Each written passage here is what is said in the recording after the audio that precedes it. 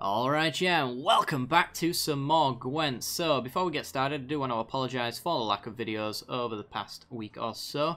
The game has been going into a few changes, so I didn't really want to play any Gwent decks into essentially a game that changed so much. For those who don't know, Gwent changed on a lot of fundamentals. For example, golds can now be targeted, and then a lot of the other cards as well. We got additional cards, but some of the other cards work completely differently to how they used to, so I didn't want to build a deck knowing that all of that would be changed and the effort wouldn't be worth it in the end. Anyway, this week we're going to be taking a look at a deck I call Milfgaard. So this deck is essentially a mill deck. It revolves around drawing cards for both me and my opponent until my opponent can't draw any more cards, and then we use little payoffs that normally the downside is that our opponent draws a card, but if they don't have a card in their deck they don't get that advantage, and then we get just pure value. So let's look at the combo then. The combo basically revolves around Albrecht. So Albrecht is an 8 power gold, can go onto any row, and if neither player has passed, both players draw the top 2 cards from their decks. So every single time Albrecht gets played, we draw 2 cards. Fair enough. Well, we also want to combo that with Dimeritium Shackles as well. Dimeritium Shackles is a special card that says choose a unit and toggle its lock. If it is gold, demote it first, and this is the key point. So we demote a gold card to turn it into a silver card, and if it's an enemy, damage by 2. So Dimeritium Shackles, if it's not going to be useful as part of our combo, we can get at least the lock and the enemy damage off of it as well. So that's something to bear in mind. But we really want this demote ability here, first and foremost. So we demote Albrecht, turn him silver, and then we unlock essentially the rest of our deck, which allows us to bounce Albrecht back and forth from our hand and keep playing him until our opponent has no cards left and we have all the cards in the world. So we almost get card disadvantage in certain matchups, but towards the end and the final round we end up getting card advantage just from the fact that our opponent's no longer drawing cards. So the basic strategy of the deck is to win round 1, cold pass on turn 2, which essentially means don't play anything, or play something to maybe set up round 3, but not enough for your opponent to gain a card advantage over you or anything like that. And then in the third round, start comboing off with Albrecht and things like that, because if you can't pass, then he can't deal with Albrecht essentially. So now that we've got that combo underway and explained, I should say that we've also got Stefan Skelling as well. 10 strength gold unit, can be on any row, very agile. When you deploy him, you put any card from your deck and place it on top. If it's a loyal unit, boost it by 2, then shuffle the rest of your deck. So we essentially put whatever card we want on top. So if we've got the Albrecht but we don't have the Shackles, for example, then Stefan can go and grab us the other combo piece, which almost entirely guarantees that we'll have the combo available for us on round 3 if we want to use it. We do also have a battle plan as well in case the milling plan doesn't work, because sometimes our opponents like to play 50 card decks out of nowhere, and we're obviously not going to be able to Albrecht our opponent, which is where the secondary ability from Dimeritium Shackles gets its use. And then we go into utility mode essentially, where a lot of our bounce is used on things like rot tossers and stuff like that. But we'll get into that in a second. So, as we mentioned, we want to be bouncing Albrecht as much as possible so that we can keep drawing cards until our opponent has none left. So, if we look at the bounce effects that we have available, the first one that we want to mention is actually our leader, Emir var Embris. So, I'm not going to raise him up because he is premium, so he'll scream. So he is doomed and stubborn, which essentially means he gets banished at the end of the round. Not very important. His deploy ability, though, is why we obviously want to use him. You get to play a card from your hand and then return a bronze or silver ally to your hand. So what we want to do is we want to play Albrecht down, and then we want to use either Emir or another effect like that. So we play the Dimeritium Shackles from our hand. We target Albrecht, turning him silver, and then bouncing him back to hand, which means that our opponent doesn't have time to interact with Albrecht before he goes back to our hand. So he has to either remove him right then and there, knowing full well that we are playing mill, or we get at least another trigger out. So that's one of the best abilities that we can get off of our bounce. Should also mention as well that we've got Kahir. Kahir is for loyalty. I'm thinking Planeswalkers here. He's 4 strength, and he is a loyal, agile unit, so he can go on any row. And if we're playing as Nilfgaard, which we are, we get to trigger our leader's deploy ability again. So Kahir is essentially a mere but 2 points less on his body, essentially. So we get the same effect again. We get to play a card from our hand, pull back Avalak, and then do something interesting. We could actually chain together, for example, Kahir plays Decoy, bounces Avalak, Avalak draws some cards, then we pull Avalak back, and then we've got another Avalak trigger the next turn as well to play it again. Really, really fun stuff. Speaking of Decoy, Decoy is a silver tactics card. It says return a bronze or silver ally to your hand, boost it by 3, and then play it again. So, yet again, pulling Avalak back, playing Avalak again, getting his deploy ability, drawing loads of cards. As we mentioned, we do have a backup plan as well, so if the mill plan isn't going to work, then we can use all of the things that I've just mentioned on things like Rot Tossers, Van Hamar for all of his utility. We'll get to that in a second on what that is. We could use Swears as well. Swears to mill is pretty fun, but also clearing weather, stuff like that. Anyway, speaking of Spheres, Swears is a silver 9 strength loyal unit on the melee row. Unfortunately not agile, which can be to his detriment, but there you go. When we deploy him, we get to choose an enemy or a revealed opposing unit and move all copies from it to your opponent's graveyard, and then weaken him by 1 for each card moved. So he goes down to a 7 if we really hit quite well. His downside is not really even a thing that we consider.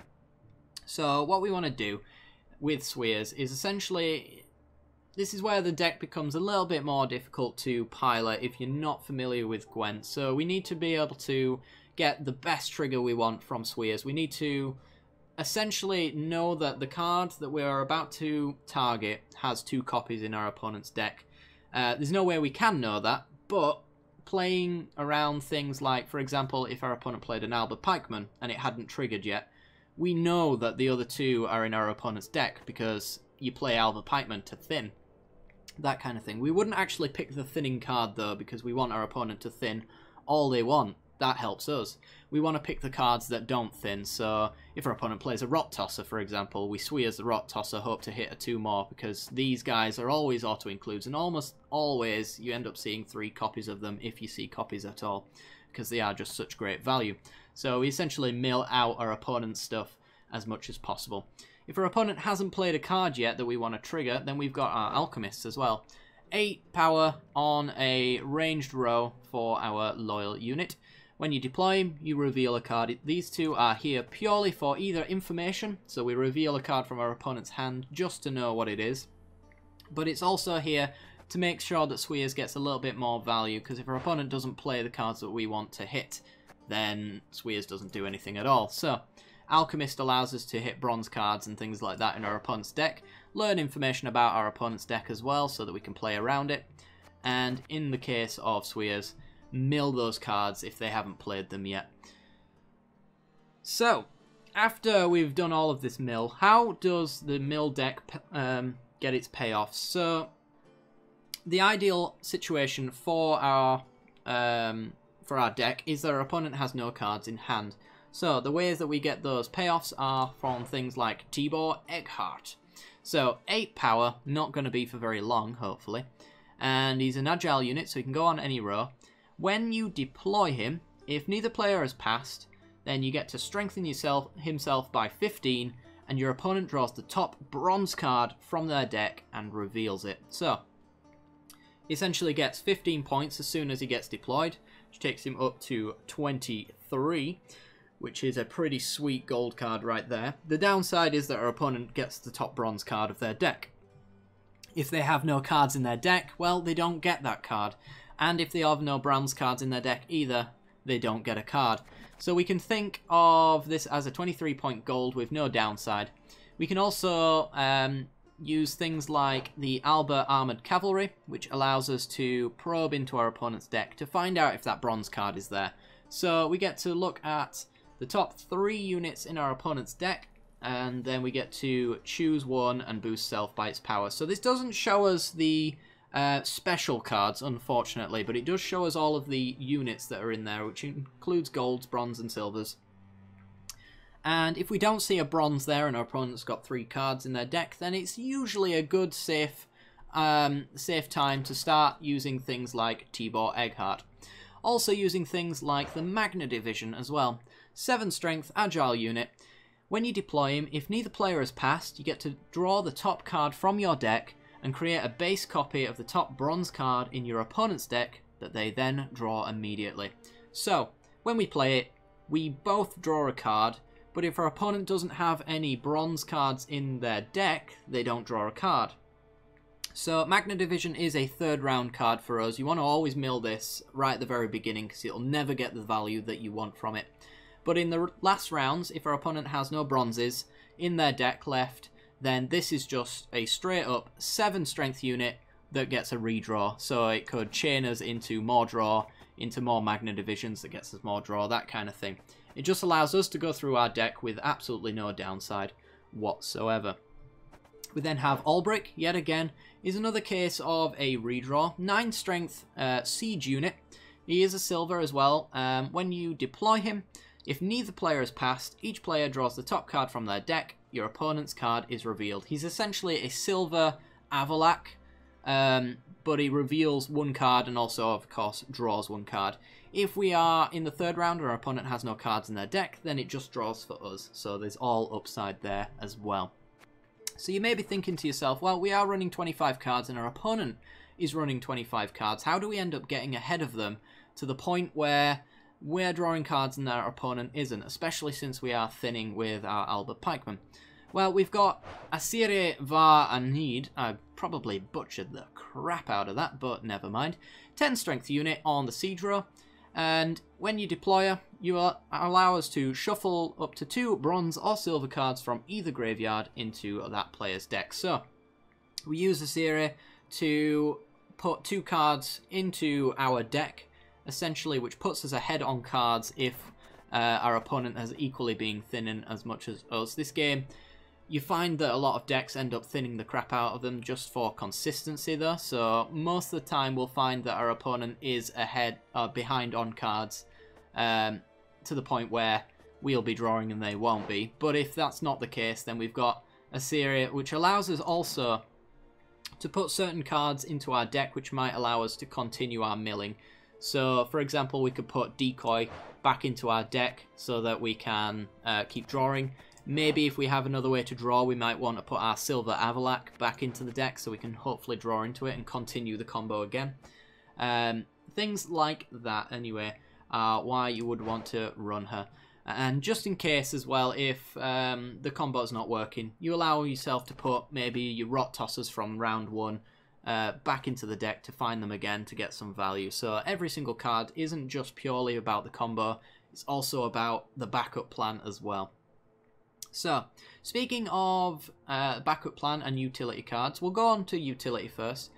We do have a little bit of weather clear in our deck, so we've got the Nausicaa Standard Bearer, 6 strength, agile loyal unit. When you deploy him, you clear weather from the row on your side, and then boost 1 ally or revealed unit in your hand by 3. So we essentially get 9 power on a unit, and it also clears the weather on a single row. I found that weather is a little bit of a problem with this deck, so we're running the Standard Bearer just to make sure that we have at least one row clear at all times with this deck, so that we're not taking that attrition from the constant barrage of frost triggers and things like that. So it's really useful for that. We do also have Van Heemar as well. So Van Heemar is a 3 strength siege unit, and when you deploy him, you get to do one of 3 things. So Clear Skies, yet again, works with the weather. That's why he's here most of all, but he's also a utility card. Does allow us to do a few things if the weather is not actually going to be useful for us. Should be noted that Van Heemar clears the weather on all rows as well, so he's a little bit better than the standard bearer as well. If I could run 2 copies of Van Heemar over the standard bearer, I absolutely would, but I can't. So, other than Clear Skies, we also have access to Biting Frost, so we have weather attacking of our own. When we use this ability, we apply Frost to a row on our opponent's side, and Frost essentially means that every single turn at the start of your turn, one of the lowest units on the row gets damaged by 2 every single turn. So you want to be able to essentially do this as early as possible if you know that your opponent doesn't have weather clear. If you're suspicious that your opponent might be able to clear the weather, you do not use the Biting Frost. Instead, you'll actually go and use the Overdose. So Overdose says damage up to 6 random enemies by 2. So if the board is fairly chock-a-block, then you get about 12 points, give or take, onto your opponent's board. And I say give or take because if there are some 1 strength units on the board, then it might hit them and you might get a little bit worse. Absolute bare minimum, worst case scenario, you get 6 points, but best situation, you end up getting 12 on top of the Van Heemar, so that makes him a pretty decent 15 strength silver. So as we mentioned, if you don't think you're going to be able to get the Biting Frost triggers, which might end up ticking more than the Overdose's 12 points, then you go for this. Otherwise, you just overdose your opponent and try to get as much value as possible immediately. So, after that, we've got the Albrecht Armoured Cavalry. They are very good at letting us know what's on the top of our opponent's deck in future rounds and things like that. We have also talked about these, so I'm just going to briefly touch about them. We've got Peter San Gwenlevive. So this is a 5 strength melee unit, and he's here mostly to reset any units that might be getting stupidly boosted for no apparent reason. So there are a lot of decks that revolve around getting boosts for card drawing, which I did consider, for the record, before someone mentions it, putting this in the deck, but it just turns out to not really need it at all. It becomes a target, so that's why they're not here. Anyway, you reset a unit, and if it's an ally, strengthen it by 3, and if it's an enemy, weaken it by 3, so we can possibly banish enemies as well by weakening them below their base strength of 0. So this is here for maybe things like spotters who are getting a nice little boost. There are also cards that get boosts for the number of specials played, the number of spies being played. All of those cards are really crucial for certain deck archetypes, so being able to reset one back to 0 and start from scratch is some really powerful tech right here, so that's why we're running him. And as we mentioned, we've also got loads of bounce as well, so if we want to use him more than once, we absolutely can. We did mention briefly about the Pikemen. So the Pikemen are here for the first round play to thin our deck and allow us to get our combo pieces together, but it's also another way of delaying the first round and gaining a point advantage as well. So Albert Pikemen are a 4 strength loyal agile unit. After 1 turn, at the start of your turn, play an Albert Pikemen from your deck on the same row as this Albert Pikemen. And when you deploy them, they gain 2 armor. So they're kind of 6 strength in a way, but they're only worth 4 points each. That's 12 points total for a single bronze card over a span of a few turns. So we really just have these in to thin out the deck. It seems to work out quite well with perfect thinning for the most part. It means that most of the time we end up getting our combo piece assembled and things like that. Finally, we've got Rot Tossers, because Rot Tossers are absolutely insane value in Nilfgaard, and most of the time you want to end up playing them. 6 strength siege unit. When you deploy it, spawn a cow carcass on your opponent's side, and the cow carcass is a spying unit that says after 2 turns, at the end of your turn, destroy all the other lowest units on the row and then banish itself. So you initially give your opponent 1 point, but after 2 turns you take down the lowest unit on their side of the board. So it can be a little bit awkward for your opponent. It maybe makes them play around it and do some less than ideal plays. So they might not want to put one of their lowest units in the way of the cow carcass, but maybe they have to. Best case scenario though, you hit something really high because they can't actually play anything on the row that you've targeted, and you end up getting some decent value. We can also bounce Rot Tossers as many times as possible, so if our mill plan isn't going to work, then we've got decoys, we've got Amir, we've got Kahir, we've got so much bounce that we can replay these Rot Tossers too many times for our opponent to ever dodge them forever. So that's essentially going to be the deck, guys. Anyway, I hope I didn't ramble on too long, although I know very, very well that I did ramble nonetheless. If you did enjoy the content anyway, guys, it really helps out a great deal if you like and subscribe to get some more Gwent content in the future. There shall be matches coming out for this deck as well. Almost immediately. If you stay for the end card, you will get a link to it right at the end on the end card, so you can watch the matches in progress. I do hope you guys have enjoyed anyway, and I will see you next time. Bye bye.